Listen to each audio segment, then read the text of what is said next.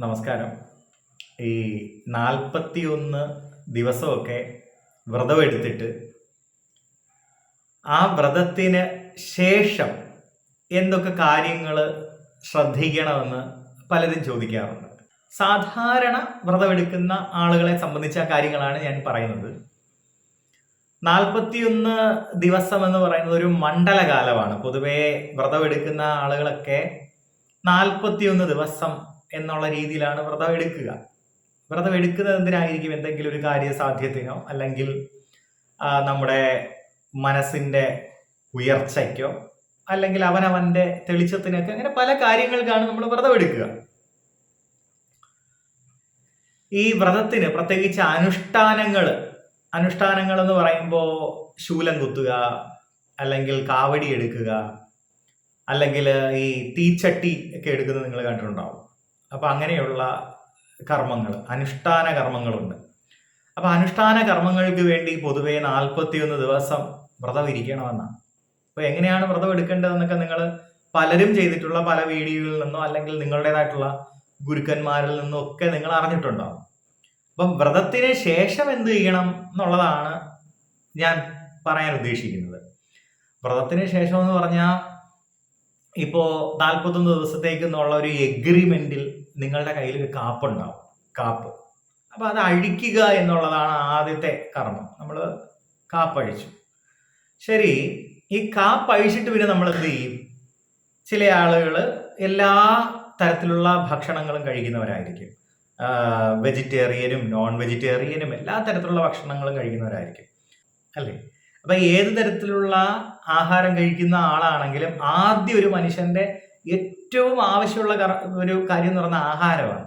ആഹാരം ഒരു മനുഷ്യന്റെ ഏറ്റവും പ്രിയപ്പെട്ടതാണ്. അപ്പൊ അവൻ ഈ 41 ദിവസം ചില ആൾക്കാർ കടിച്ചു പിടിച്ചൊക്കെ ഇരിക്കും. ഞാൻ ഇത്രയും ദിവസം ഞാൻ വെജായിട്ടിരിക്കും എന്നൊക്കെ കടിച്ചു പിടിച്ചൊക്കെ ഇരിക്കും. പക്ഷേ അല്ലാത്തവരുമുണ്ട്.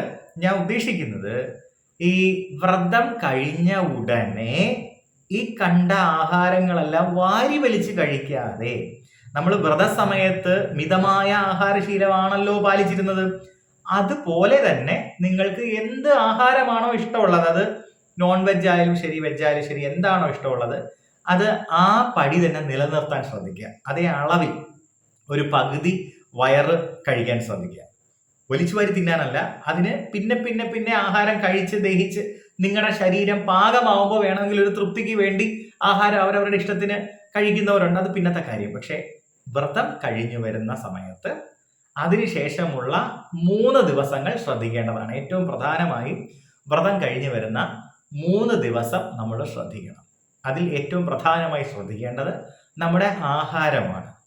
പലപ്പോഴും പലതരത്തിലുള്ള ആഹാരം കഴിക്കുന്നവര് ആ 41 ദിവസം കഴിയുമ്പോഴത്തേക്കും നിങ്ങൾക്ക് ഇഷ്ടമുള്ള ആഹാരം നിങ്ങൾക്ക് കഴിക്കാം, പക്ഷെ അത് മിതമായ അളവിൽ കഴിച്ച് മാത്രം തുടങ്ങുക. അത് ഒന്ന്. അപ്പൊ ആഹാരമുണ്ട്, പിന്നെ വെള്ളം നമ്മൾ ശരീരത്തിൽ ജലാംശം നിലനിർത്തുന്നതിന് വേണ്ടിയിട്ട് വെള്ളം കുടിക്കാൻ ശ്രദ്ധിക്കുക. വ്രതസമയത്ത് ചിലര് ഈ വ്രതത്തിന്റെ കർമാനുഷ്ഠാനങ്ങളിലൊക്കെ പോകുന്നവർ വെള്ളം കുടിക്കാൻ മറക്കുന്നവരുണ്ട്. അപ്പോൾ അവരെന്ത് ചെയ്യുക? വെള്ളം കുടിക്കുക. ശരീരത്തില് വെള്ളത്തിന്റെ നിലം തുലനമായിട്ട് പാലിക്കുക. ഡീഹൈഡ്രേഷൻ ഒന്നും ഉണ്ടാവാതെ അത് ചെയ്യുക. അതുപോലെ തന്നെ 41 ദിവസം കഴിഞ്ഞ് കാപ്പൊക്കെ അഴിച്ച് നമ്മൾ ഫ്രീ ആവുന്നവർ, ഒരു വലിയ അനുഷ്ഠാനത്തിൽ നിന്ന് നമ്മൾ ഫ്രീ ആയി നമ്മളെ ലൗകികമായ ജീവിതത്തിലേക്ക് തിരിച്ചു വരികയാണ്. ഈ ലൗകികമായ ജീവിതത്തിലേക്ക് തിരിച്ചു വരുന്ന ആ അടുത്ത ദിവസം റെസ്റ്റ് എടുക്കാൻ ശ്രദ്ധിക്കുക.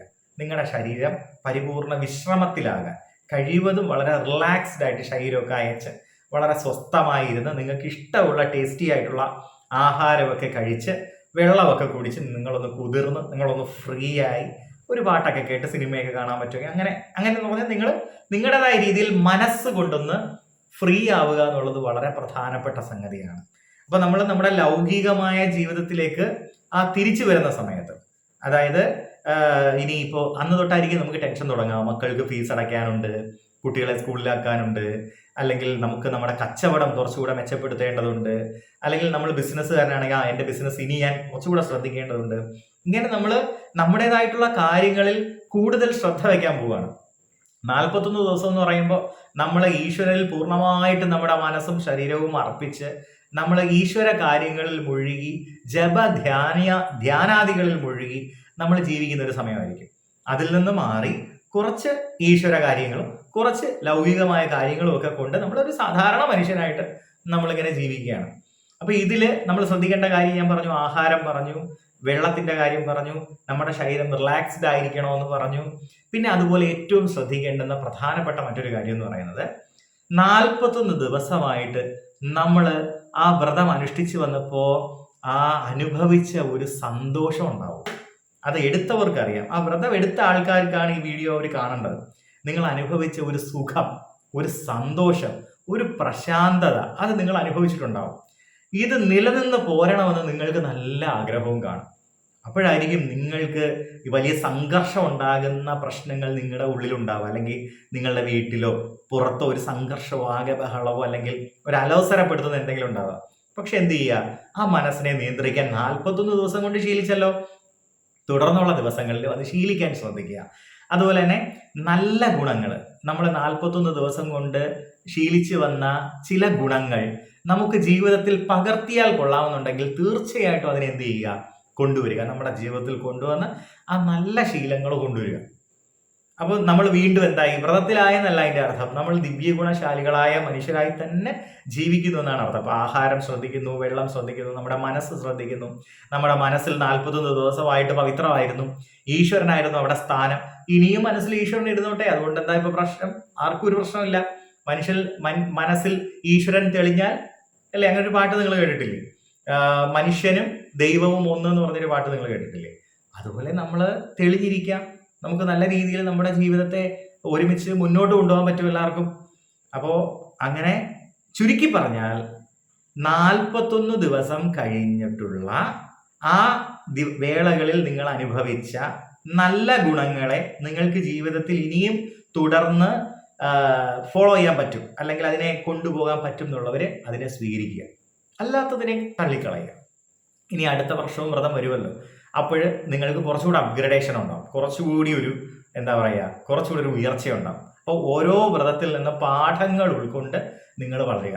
41 ദിവസം കഴിഞ്ഞ് നിങ്ങൾ ആ 42ാമത്തെ ദിവസം കാപ്പഴിച്ച് വളരെ ഫ്രീ ആയിട്ട് ഇരിക്കണമെന്ന് പറഞ്ഞല്ലോ, ആ സമയത്ത് നിങ്ങളൊന്ന് ആലോചിച്ച് നോക്കുക, നിങ്ങൾ എങ്ങനെയായിരുന്നു, നിങ്ങൾക്കിപ്പോൾ എന്താണ് മാറ്റം ഉണ്ടായത്, ഞാനിനി എങ്ങനെയാണ് ജീവിക്കേണ്ടത്, എത്ര സന്തോഷമായിരുന്നു, ആ സന്തോഷം ഇനി നിലനിർത്തിക്കൊണ്ടുപോകാൻ എന്തൊക്കെ ചെയ്യണം, ഇങ്ങനെയൊക്കെ നല്ല കാര്യങ്ങൾ ആലോചിച്ച് സ്വയം നന്നാവുക, നമ്മൾ നന്നാവുക, നമ്മുടെ ഉള്ളിലുള്ള സംഘർഷങ്ങൾ ഇല്ലാതെയാക്കുക, ടെൻഷൻ ഫ്രീ ആയിട്ടിരിക്കാൻ ശ്രദ്ധിക്കുക. നമ്മളെ സംരക്ഷിക്കാൻ, നമ്മളെ രക്ഷിക്കാൻ ഒരു ഈശ്വരൻ ഉണ്ട് എന്നുള്ളത് നിങ്ങളുടെ അനുഭവത്തിൽ വന്നിട്ടുണ്ടാവും 41 ദിവസം കഴിയുമ്പോൾ. അപ്പൊ അത് നിങ്ങൾ ജീവിതത്തിലേക്ക് കൊണ്ടുവരിക. ഇനി അഥവാ ഈ വ്രതം ഇങ്ങനെ പാലിച്ചിട്ടും ഒന്നും ഉണ്ടായില്ല, ഒരു മാറ്റവും ഉണ്ടായില്ല എന്ന് തോന്നുന്നവരാണെങ്കിൽ അവരോട് ഒന്നും പറയാനില്ല. കാര്യം അവരെന്ത് ചെയ്യാനുണ്ട്, അവരൊരുപാട് മാറാനുണ്ട് എന്നർത്ഥം. അവരുടെ മനസ്സ്, ശരീരം, അവരുടെ പ്രവൃത്തികൾ, ചിട്ടകൾ ഒക്കെ മാറാനുണ്ട്. അത് മാറി വരുമ്പോൾ മാത്രമേ ആ ഈശ്വര സാന്നിധ്യത്തെ ശരിയായി അറിയാനും അനുഭവിക്കാനും താൻ അനുഭവിച്ചതിനെ മറ്റുള്ളവർക്ക് പകർന്നു കൊടുക്കാനും കഴിയുള്ളൂ. അപ്പോൾ അത് നിങ്ങൾ ശ്രദ്ധിക്കുക. 41 ദിവസത്തിന് ശേഷമുള്ള ആ 3 ദിവസങ്ങൾ വളരെ പ്രധാനമാണ്. അതുപോലെ എടുത്ത് ചാടാതിരിക്കുക. ഈ വ്രതം കഴിഞ്ഞു എന്ന് പറഞ്ഞ് പിന്നെ എന്തുമാവാം, ഇനി ഞാൻ പഴയ മനുഷ്യനാണ് എന്നുള്ള ഒരു എടുത്തു ചാട്ടം ഒഴിവാക്കുക. അങ്ങനെ എടുത്തു ചാടിയ ആളുകൾ നിങ്ങളുടെ ചുറ്റിലും ഉണ്ടെങ്കിൽ ഒന്ന് ഒബ്സർവ് ചെയ്യുക. അവർക്ക് പിന്നീട് അങ്ങോട്ടൊരു ജീവിതത്തിൽ ഒരു ഉയർച്ച കിട്ടാത്ത ഒരു അവസ്ഥ നിങ്ങൾക്ക് മനസ്സിലാവും. ആകെ സംഘർഷവും, വീണ്ടും പഴയതിനേക്കാൾ കഷ്ടം. ചില ആൾക്കാർ മദ്യപിക്കുന്നവരൊക്കെ ഉണ്ടാവും. അവർ ഈ 41 ദിവസം കടിച്ചു പിടിച്ച് നിന്നിട്ട് 42ാമത്തെ ദിവസം പിന്നെ കുപ്പി കമത്തുക, ആവശ്യം പോലെ വെള്ളം ഒഴിക്കുക, പോയി വീട്ടുകാരെ എടുത്തിട്ട് ഇടിക്കുക. ശ്രദ്ധിച്ചിട്ടുണ്ടാവും. എല്ലാവരുടെയും കാര്യമല്ല പറയുന്നത്, വളരെ കുറച്ച് പേര് അങ്ങനെ ചെയ്യുന്നവരൊക്കെ ഉണ്ടാവും. അവർക്ക് നന്നാവണം എന്നായിരിക്കും ആഗ്രഹം, പക്ഷെ അത് കഴിയുമ്പോൾ അവർക്ക് അവരെ നിയന്ത്രിക്കാൻ കഴിയാതെ വരും. 41 ദിവസം നിങ്ങൾക്ക് നിങ്ങളെ നിയന്ത്രിക്കാൻ കഴിഞ്ഞെങ്കിൽ 42ാമത്തെ ദിവസവും നിങ്ങൾക്ക് നിങ്ങളെ നിയന്ത്രിക്കാൻ കഴിയും. അതിന് ആ ഈശ്വരൻ നിങ്ങളുടെ കൂടെ ഉണ്ടെന്ന് നിങ്ങൾ ആദ്യം മനസ്സിലാക്കുക. അങ്ങനെ നമ്മൾ പതുക്കെ പതുക്കെ നമ്മുടെ ജീവിതത്തിലേക്ക് നമ്മൾ ആ ലൗകികമായിട്ടുള്ള അനുഭവങ്ങളിലേക്ക് വരിക. വിവാഹിതരായവരായാലും അവരവരുടെ ആ ഒരു ജീവിതം, ദാമ്പത്യം സന്തോഷവും സുഖവും ഉള്ളതാക്കി തീർക്കാൻ നിങ്ങൾ എന്ത് ചെയ്യുക, ക്രമത്തിൽ പടിയായിട്ട് എന്ത് ചെയ്യുക, മുന്നോട്ട് വരിക. ഓരോ വ്രതവും, ഓരോ അനുഷ്ഠാനവും, ഓരോ ഉത്സവവും അതിനുശേഷം സംഘർഷം ഉണ്ടാക്കാനുള്ളതല്ല, അതിനുശേഷം സന്തോഷവും ആനന്ദവും ആ സുഖവും അനുഭവിക്കാനുള്ളതാണ്. ആ സന്തോഷവും സുഖവും നിങ്ങളുടെ ഉള്ളിലാണ്. നിങ്ങളുടെ ഉള്ളിലിരിക്കുന്ന ആ സന്തോഷവും സുഖവും നിങ്ങൾ തന്നെയാണ് എന്ത് ചെയ്യേണ്ടത്? പരിപാലിക്കേണ്ടതും സംരക്ഷിക്കേണ്ടതും അതിനെ ഉയർത്തിക്കൊണ്ടുവരേണ്ടതും ആ സന്തോഷം മറ്റുള്ളവരിലേക്ക് പകരേണ്ടതും. അതിന് പകരം ഈ ഈ വ്രതം എടുക്കുന്ന സമയത്ത് നമുക്ക് ചിലപ്പോൾ ഒരു അഹംഭാവം ഉണ്ടാവും. വ്രതം എടുക്കുന്ന സമയത്ത് ഞാൻ ഞാൻ ഞാൻ ഞാൻ വലിയ ആളായി, അല്ലെങ്കിൽ എനിക്ക് ഇത്രയും അറിവുണ്ട്, എനിക്ക് ഇത്രയും അനുഭവ സമ്പത്തുണ്ടെന്നൊരു ധാർഷ്ട്യമോ ഒരു എടുപ്പുചാട്ടമോ ഒക്കെ ഉണ്ടാവും. അത് സ്വാഭാവികമാണ്.